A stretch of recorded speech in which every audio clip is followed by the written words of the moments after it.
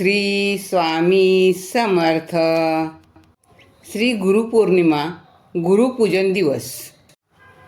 गुरुपौर्णिमेच्या दिवशी प्रत्येक सेवेकराने किंवा प्रत्येक भक्ताने गुरुपूजन करून म्हणजे महाराजांच्या मूर्तीवर अभिषेक करायचा आहे. पहिला पाण्याने करायचा आहे, नंतर पंचामृताने करायचा आहे, नंतर पुन्हा पाण्याने करायचा आहे. अशा प्रकारे महाराजांना अभिषेक करायचा आहे. नंतर स्वच्छ पुसून महाराजांची पूजा करायची आहे. महाराजांना नारळ, हार, फुले, खडीसाखर, अगरबत्ती दाखवायची आहे. महाराजांच्या पूजेबरोबर आपल्याला गणपतीची पण अशीच पूजा करायची आहे. सर्व पूजा झाल्यानंतर आरती ओवाळायची आहे. महाराजांचा जप करायचा आहे.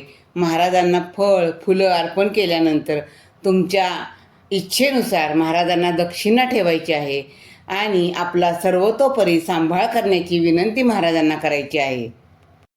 स्वामींना नारळ ठेवताना आपण प्रार्थना करायची आहे की आजपासून आपणच माझे गुरु आहात, माता, पिता, बंधू, सखा, सर्वस्व आहात.